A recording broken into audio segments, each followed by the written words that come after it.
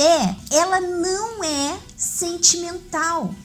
Então, por isso que é tão importante você entender essa situação da Mariana.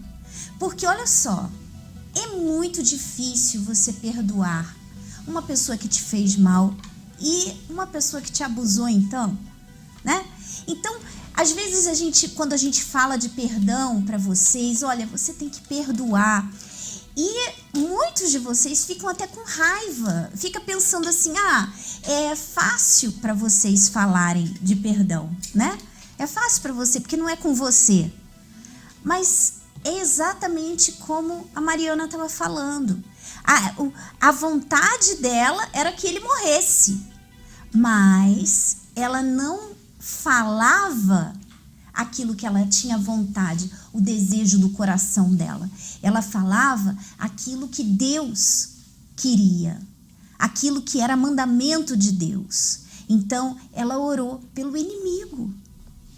O mandamento de Deus fala disso. Orai pelos vossos inimigos. Então, foi exatamente isso que ela fez. Perdoai. Perdoai.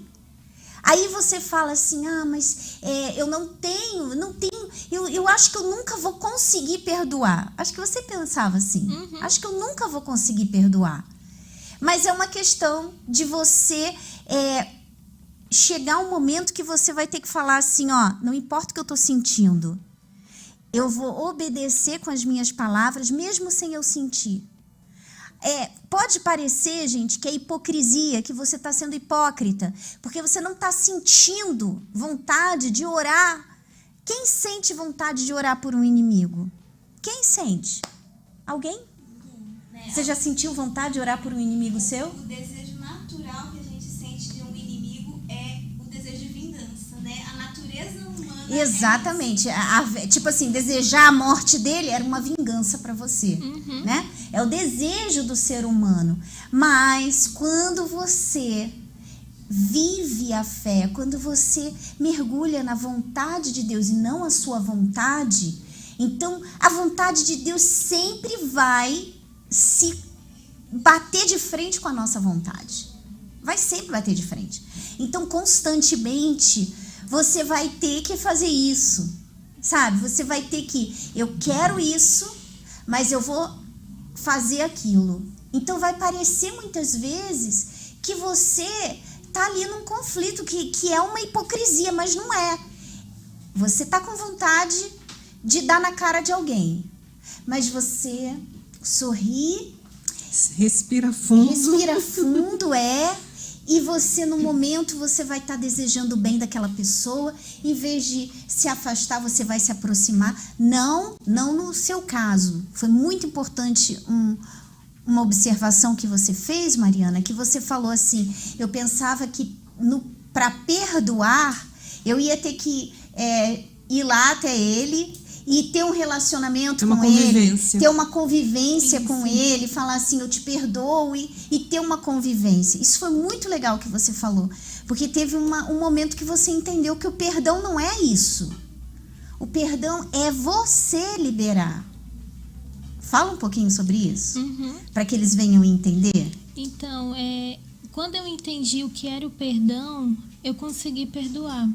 Porque eu pensava que era isso, eu ter que, ter laços com a pessoa, né?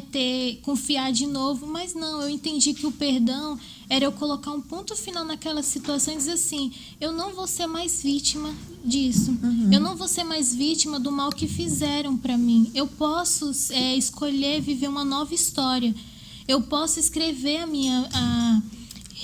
a minha vida, eu não preciso mais ficar debaixo disso.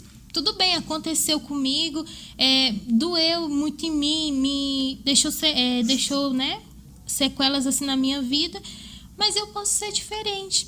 Então, quando eu entendi que o perdão me libertava daquela prisão que eu vivia, daquela tristeza, daqueles complexos, tudo aquilo, então eu tive forças. Eu tive forças para perdoar. Porque eu falei assim, nossa, eu posso fazer isso, eu posso ter uma vida diferente, eu não preciso mais viver nessa jaula, nessa gaiola. Foi quando eu perdoei.